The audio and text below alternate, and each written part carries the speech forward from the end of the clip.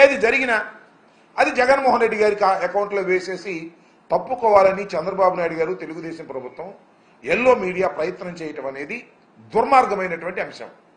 ఇదే విధంగా మరి జగన్మోహన్ రెడ్డి గారి టైంలో పులిచింతల 16వ గేటు కొట్టుకుపోతే వితిన్ 20 డేస్లో దాన్ని రిపేర్ చేసేసి ఏర్పాటు చేసి నీరు కిందకు పోకోకుండా ఆపడం జరిగిందనే విషయాన్ని మర్చిపోయారు.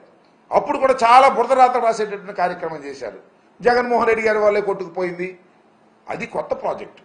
వాస్తవానికి కాంట్రాక్టర్ లోపం వలన చంద్రబాబు నాయుడు గారికి కాంట్రాక్టర్కి మధ్యన ఉన్నటువంటి లాలూచి వలన ఫండ్స్ విషయంలో ఆయన సక్రమంగా చేయకపోవటం వలన కొట్టుకుపోతే దాన్ని రివైవ్ చేసి దాన్ని మళ్ళీ ఏర్పాటు చేయడం జరిగింది. అదేవిధంగా గుళ్ళకమ్మ గేటు కొట్టుకుపోయింది.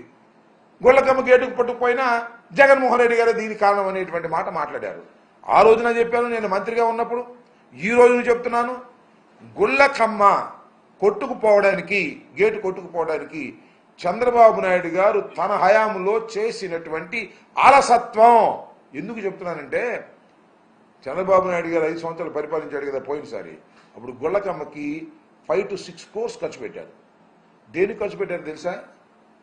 పెయింట్ వేయటానికి, విగ్రహం కట్టడానికి, అక్కడ బ్యూటిఫికేషన్ కోసం 6 crores దే స్పెండ్.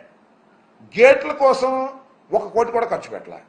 అంటే ఎక్కడ డబ్బులు కమిషన్ వస్తే అక్కడ ఖర్చు పెట్టి గుళ్ళకమ్మ ప్రాజెక్టుని సర్వనాశనం చేసే కార్యక్రమం చేశారు. అది మేము వచ్చిన తర్వాత కొట్టుకుపోయింది. ఆ రోజు చేసి ఉన్నట్టయితే అద్భుతంగా ఉండేది.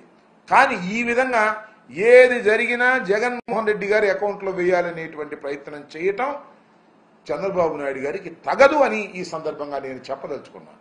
నిజానికి తుంగభద్ర 71 సంవత్సరాల పూర్వం, అంటే మేము పుట్టక ముందు అది నిర్మాణం చేసినటువంటి ప్రాజెక్ట్. చాలా పత్రికల్లో, వాళ్ళ పత్రికల్లోనూ రాశారు 45 సంవత్సరాలు వరకు అది గ్యారంటీ పీరియడ్. 45 సంవత్సరాలు దాటి ఇప్పుడు 71 సంవత్సరం అయింది. దాని రిపేర్లు ఎప్పటికప్పుడు చేస్తూ ఉండాలి. 40 సంవత్సరాల నుంచి కూడా సక్రమంగా చేస్తూ ఉండాలి. చంద్రబాబు నాయుడు గారు ఎన్ని సంవత్సరాలు పరిపాలన చేశారో మీకు తెలుసు. జగన్మోహన్ రెడ్డి గారు 5 సంవత్సరాలు పరిపాలన చేస్తే జగన్మోహన్ రెడ్డి గారు సరిగా చేయకపోవటం వల్లే పోయిందనేది ఒక ఉమ్మడి ప్రాజెక్ట్. అది కర్ణాటక, ఆంధ్రప్రదేశ్, తెలంగాణ స్మాల్ షేర్ ఉంది. మొత్తం సిడబ్ల్యూసి చూసుకుంటుంది. ఆ నిర్వహణ వేరే ఉంటుంది. ఫండ్స్ మనం కేటాయిస్తాం. అయితే మనకు కూడా కొంత అజమాయిషి ఉండే మాట వాస్తవం. దీన్ని జగన్మోహన్ రెడ్డి గారి మీద నెట్టేందుకు ప్రయత్నం చేయటం చాలా దుర్మార్గం, అన్యాయం, దురదృష్టకరమని చెప్పదలుచుకున్నాను. ఇది ఇప్పుడు అంతే. చంద్రబాబు నాయుడు గారు ఏది చేసినా జగన్మోహన్ రెడ్డి గారి వల్ల పోయింది, లేదా రాజశేఖర రెడ్డి గారి వల్ల పోయింది, నేను అద్భుతంగా చేస్తాను అనేటువంటి మాట మాట్లాడుతున్నారు.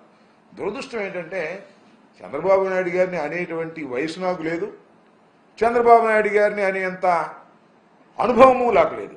ఆయన చాలా అనుభవం కలిగిన వ్యక్తిగా ప్రచారం చేసుకుంటున్నారు. ఎంత దురదృష్టం అంటే పులిచింతల ప్రాజెక్టుకు సంబంధించి ఆయన ఒక మాట చెప్పాడు. నాకు చాలా ఆశ్చర్యం వేసింది. ఇప్పటికి కూడా ఆశ్చర్యం వేస్తుంది.